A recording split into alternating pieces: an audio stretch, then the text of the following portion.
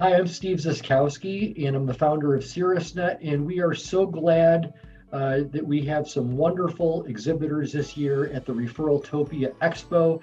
If you had this video emailed to you, it's because you're an Expo exhibitor, and we just want you to have a great experience at ReferralTopia this year for being a super high value generator. I have with me Roger Burnett from Social Good Promotions. Roger is a Caerusnet member. And he's also strategically been helping me plan ReferralTopia this year, especially when it comes to the promotion side and to working with the vendors to be sure they have great experiences. And Roger and I were talking about what are the top 5 things that any expo exhibitor would need to know. And we've got a top 5 list we'll be telling you about right now. Now, this top 5 list is high level. So just know that Roger has made himself available. If you as an exhibitor have any questions at all, you want to roll ideas off of Roger, he would love to call you. Just be outbound, call him. He's anxious to help, wants you to have a great day. So Roger, thanks for joining us. The top 5 things we talked about. Number 1 was having a 3-pronged approach. What is that?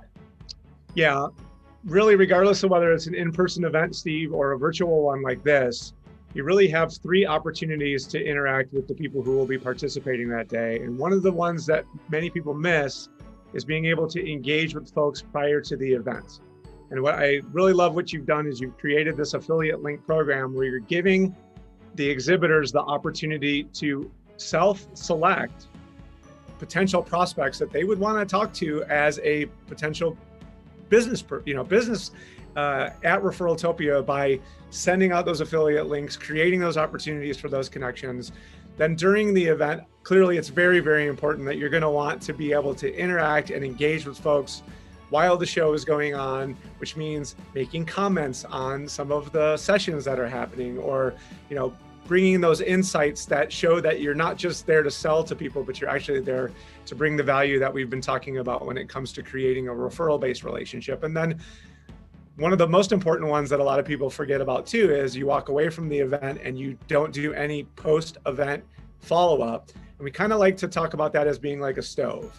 The stove is very hot when the event is occurring, and with each passing moment after the close of that event, the stove gets a little bit cooler. So we want to make sure that you're constructing a pre-show, in-show, and post-show strategy that will give you the best opportunity for success.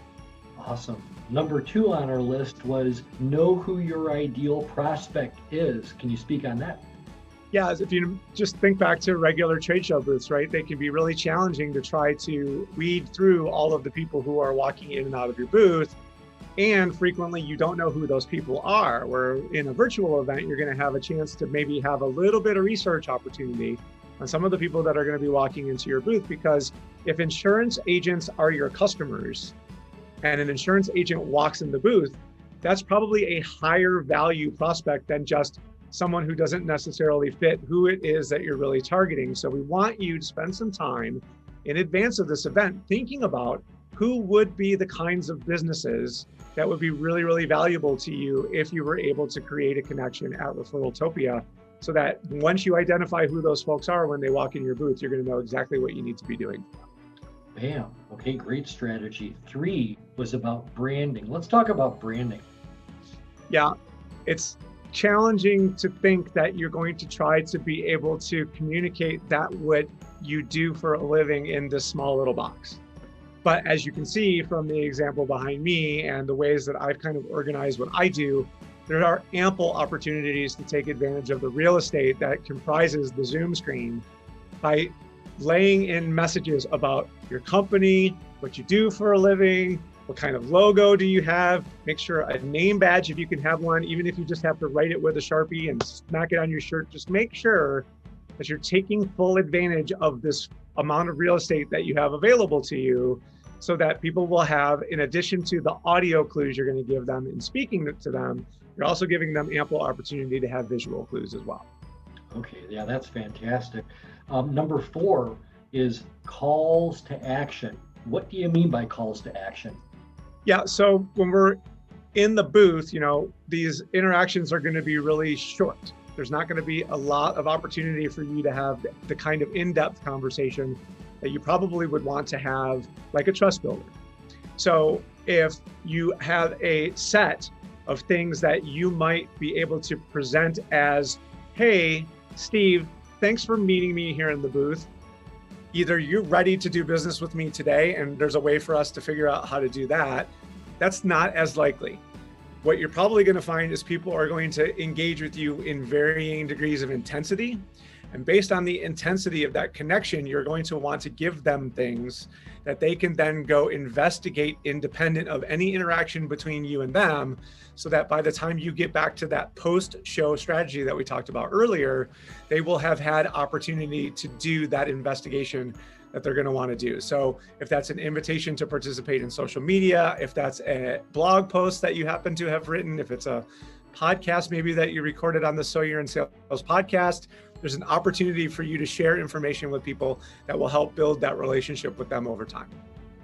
All right, you've done a great job talking through the first 4 points, Roger. Number 5 is have a gift, have an ask. What do you mean by that? Yeah, so if you're giving people things of value, the expectation is that they're going to see that as being like really nice of you to have done for them in that moment.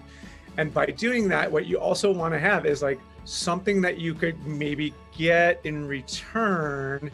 That we talk about this all the time in our Caerusnet meetings. It's, would you know someone who meets this kind of criteria that maybe you might be able to make an introduction to me? Or if there's something from your toolkit that you feel like you're missing right now, that if you were able to get an introduction to someone who may have the solution to the problem that you're having, that would be a great opportunity for you to get just that little bit extra value out of that interaction, because people like to see that other people are humble and have a little bit of humility and maybe are a little bit vulnerable. So if you're expressing to people that there's something that you're in search of beyond just these connections, you might just hit on that one introduction that you were looking for that maybe you wouldn't have gotten otherwise. Okay, we've heard a lot of great information today from Roger Burnett at Social Good Promotions. His information is in the drop-down on this YouTube video. So if you're a ReferralTopia exhibitor and you'd like to bounce ideas off of Roger again, he wants you to have a great experience. We welcome the interactions, and we look forward to seeing you at ReferralTopia on Earth Day.